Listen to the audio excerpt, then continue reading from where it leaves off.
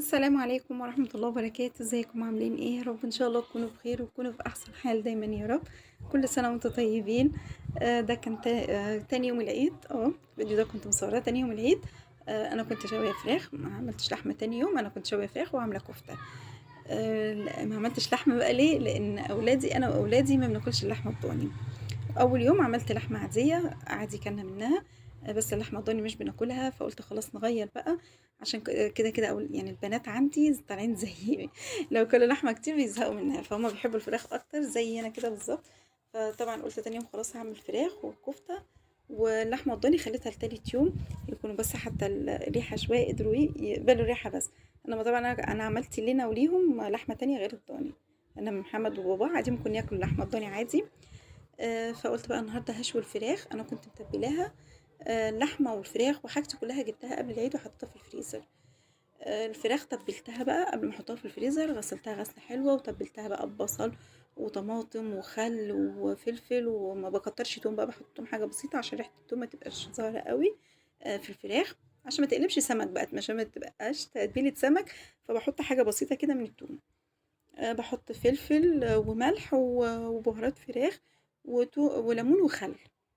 دي كلها في قلب التتبيلة، ممكن اضربها في الخلاط وممكن اخرج كل حاجة كده واحطها واقلبها كده في قلب بعض واتبل بيها الفراخ وبركنها في الفريزر. اي ما حد ما يجيني تبقى حاجتي جاهزة، اخرج واسوي على طول الحاجة. النهارده بقى قلت هشوي فوق. ما شاء الله الجو فوق بيبقى جميل جدا، شوية هوا جمال قوي. انا برتاح اصلا في القعدة فوق، بس طبعا لو البوتاجاز عندي كان سليم كنت هطلع اطبخ فوق على طول وكنت اعمل لكم الفيديوهات فوق. بس طبعًا البوتاجاز اللي فوق بايظ، فطبعًا مش هينفع بقى انقل البوتاجاز اللي تحت اطلّعه فوق، برضه باحتاج اللي تحت ده، فمش هينفع انقله طبعًا فوق. هنا ولّعت الفحم، يعني أي ورق عندِك هتولّعي الأول وبعد كده تحطي عليه الفحم. بيبقى عندي بقى أزايز شوية زيت كده باقيين من قلي طعمية مثلًا، فضلوا شوية بيبقوا محروقين كده شوية، قليتي سمك، يعني أي زيت مش هينفع، بدل ما باقلبه واكُبّه أو بتدّيه للراجل بتاع الزيت، أنا باحطه في إزازة واشيله. لمّا باحب أولّع أي حاجة فيها فحم بارُش على الفحم كده شوية زيت، الفحم بيولّع ويبقى حلو خالص معايا. بس سِبت الفحم بقى يعني يتولّع كلّه لحد كلّه كده ما يتولّع ويبقى حلو خالص، بس الولعة العالية دي تهدى بقى خالص ما تبقاش ظاهرة، عشان ما تحرقش الفراخ. لو حطيت الفراخ وهي بالولعة بالشكل ده، الفراخ هتتحرق وهتبوظ معايا خالص، يعني تتحرق وتبقى لسه نية من جوّه. بس كده خلاص الفحم خلاص قرّب يهدى أهو. طبعًا توريكم الأوضة وأوريكم البوتاجاز القديم وفرن قديم عندي. أهو الفرن قديم وبوتاجاز قديم، كل ده بقى الحاجة اللي بالاقيها باظت عندي باطلّعها فوق. هي طبعًا عايزة تتصلّح، بس أنا جوزي باله طويل باله طويل أوي ما بيصلّحش الحاجة، بيزهق بيقول لي: "أدام عندِك حاجة تاني تستخدميها خلاص." فأنا عندي تحت طبعًا البوتاجاز اللي باطبخ عليه هو بوتاجاز بفرن خبيث، فعادي باستخدمهم هُم ودول بقى خلاص بايظين خالص. فأي حاجة زي كده باركنها عشان ما تعمليش كركبة تحت. الفحم خلاص قرّب يهدى خالص أهو، فكده هاحضّر معاه الفراخ. أنا خدت الصينية دي بقى معايا حطيتها يعني عليها التوابل بتاعتي والأطباق والحاجات اللي أنا هاستخدمها فوق، والطماطم والخيار كل حاجة أنا مستخدمها للسلطة وكل حاجة خدتها معايا فوق. مفيش إلا الرز حمرته تحت على البوتاجاز اللي تحت، عشان زي ما قلت لكم البوتاجاز ده بايظ مش هينفع أشتغل عليه. معايا بقى الفراخ. أنا الفراخ كنت متبلاها كده وهي سليمة. على يعني لو هاحطها في الفرن ممكن أحطها كده سليمة، بس على الشواية النار بتاعة الفحم هادية، هتحمّر لي الفراخ من فوق ومن تحت ومش هتستوي من النُص. فبادّيها يعني باشرّحها كده بالسكينة علشان البخار يدخل في قلب الفراخ من جوّه كلّها تستوي وما يبقاش فيها أي قطعة دم. بس شوفوا أنا باعمل كده في الأوراق كلّها، بامسكها كده يعني خطوط كده شرايح كده في قلب الورك، وبالذات من عند العضميتين اللي هو المفصل بتاع الورك كده، علشان المكان ده بيبقى شايل دم كتير أوي. كده عملت كده في الفراخ كلها وارصها كده على الشوايه دي.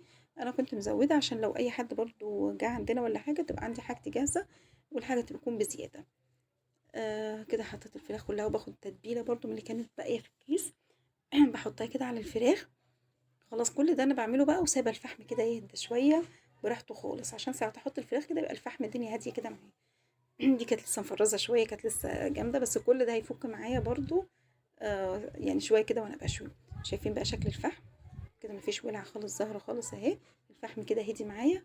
هحط بقى الشواية عليه. انا حطيت الاول الشبكة اللي هي بتاعة الفرن الكهرباء ده، حطيتها الاول عشان تحوش الفراخ ما تجيش على الفحم مباشرة وتبقى مضرة. الفراخ لو اي حاجة هتشويها جت على الفحم مباشرة هتبقى مضرة وبتجيب امراض. فانا حطيت الشبكه دي عشان تعلي شويه الشوايه بتاعتي اللي انا حاطه في قلبها الفراخ.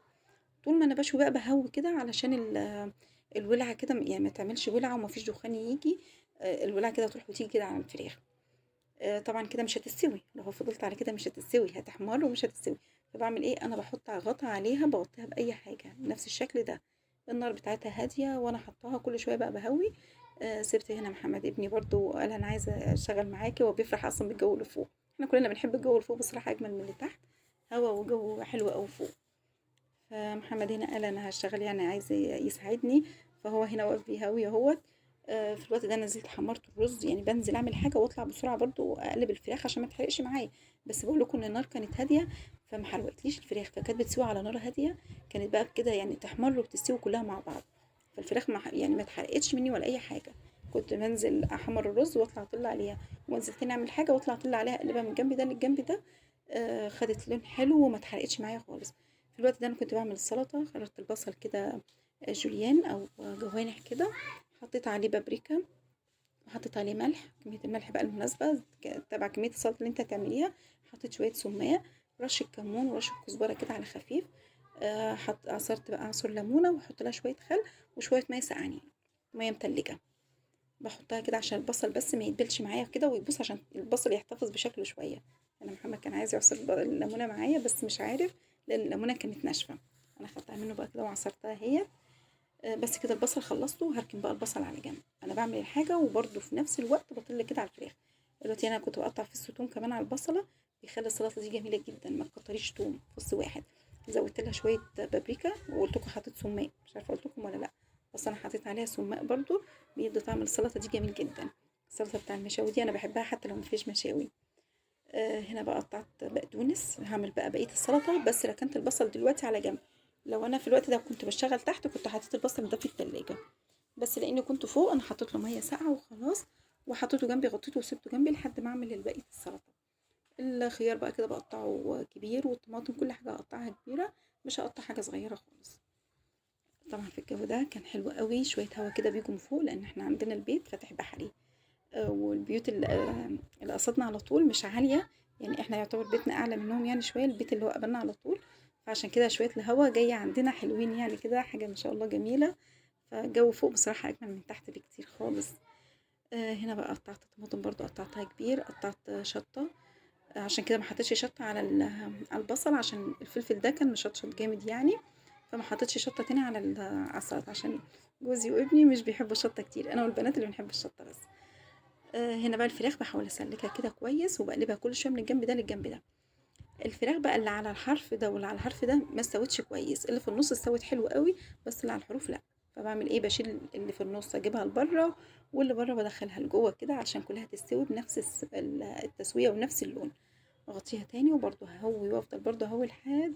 هي الفراخ اللي بتاخد وقت، انما الكفته بصراحه ما خدتش اي وقت زي الفراخ. مع ان كانت النار بتاع الفحم بدات تهدى خالص، بس الفراخ عشان فيها عظم وكده، لو شفتيها من العظم مش هتاخد وقت زي كده. خليتيها يعني من العظم وشلت العظم اللي فيها مش هتاخد وقت زي كده. هنا بقى حطيت البصل بقى برضو على السلطه بقى خلاص اهي، لان الفراخ خلاص كده كانت استوت. شايفين لونها جميل خالص ازاي. هي كمان الاضاءه بتاعت التليفون مش حلوه، يعني كمان هي لونها حلو قوي، بس هو التليفون مش موضحها قوي. هو لما نيجي في النور شويه هحاول برضو اوضحها لكم وتبان وتظهر معايا اكتر. خلاص كده الفراخ خلاص انا بحطها على حاجه بقى وهغطيها واسيبها جنبي كده لحد ما اخلص الكفته. بس ساعات برضو بعد ما اخلص الكفته هسخنها تاني على برضو نفس النار دي. هنا ببل ايدي زيت، وببل الاسياخ بتاعتي كده زيت عشان الكفته ما تلزقش فيها. لو عندك الميه بتاعه البصل، لو انت عامله كفته في نفس اليوم، انا كفته لاني كنت مجهزاها من قبل كده يعني. حاطه لها بصل وحاطه لها فلفل كده، يعني البصل ممكن تبشري كويس خالص، تاخدي البصل بس مش الميه بتاعته. وحطيت فلفل، وحطيت لها ملح وفلفل ورشه كده صغيره بس كده من 7 بهارات. انا ما بحبش اكتر بهارات كتيره في الكفته، حاجه بسيطه كده من 7 بهارات. بس وكنت حطاها بقى في التلاجة، سبتها عندي في التلاجة برضو لحد وقت ما هحتاجها. كده طلعتها بقى وخلاص هسيخها بس وخلاص. يعني بحط كمية لحمة كده كويسة على قد السيخ، وبعد كده بقسمها كده نصين. وزي ما قلت لكم قبل كده، لما تحبي تشتري لحمة مفرومة يا ريت بلاش تشتري لحمة مفرومة. بيفرم لك كله على بعضه وبيخلط عليها حاجات، وبيفرم الجلود. يعني الجلود بتيجي تاكل الكفتة مش بتلاقي طعم لحمة خالص، بيبقى جلود على دهن، تلاقي اللحمة كشت معاك جامد جدا. هي اللحمة بتكش شوية بس مش بالطريقة اللي هي بتبقى اللحمة اللي انت مشيها بيبقى حاطط لك كمية دهن كتيرة وجلود، بتيجي تاكل اللحمة ما بتحسيش بطعمها. طول برضو ما انا بعمل الكفتة بفضل اهوي كده وافضل اقلب برضو الف الاسياخ بتاعتي كده لحد ما تاخد اللون وتستوي كويس خالص. وبرضو نفس ما عملت في الفراخ ان انا غطيتها برضو هغطي الكفتة. هي كده النار هديت خالص، بس برضو هتسوي لي الكفتة وهتطلع برضو معايا كويسة. انا كل شوية بحاول اشد الفحم كده وكده يعني باي حاجة معايا، اظبطه كده في قلب الحاجة اللي انا بعمل فيها دي عشان الفحم يعني يتوزع كده كويس تحت الكفتة. هغطيه واسيبه بقى كده برضو يستوي كده على نار هادية كده زي الفراخ بالظبط. زي ما غطيت الفراخ عشان تسوي على البخار، البخار اللي بيطلع ده كله ما يطيرش كده في الهواء وخلاص. لما بتحطي عليه غطا بيكتم على البخار بيخليها تستوي. انا حطيت الغطا اهو، وبرده بفضل واقفه كل شويه هوي. خلاص كده الكفته يعتبر كده خلاص استوت معايا هي. هنا حضرت الطبق مقطعه فيه شويه بقدونس. لما شلت الكفته بقى حطيت الفراخ تسخن. هي كده خلاص كانت الفراخ استوت، حطيتها بس تسخن بس وخلاص. كنت حضرت حاجتي وكنت عملت الرز بقى، الرز حمرته تحت.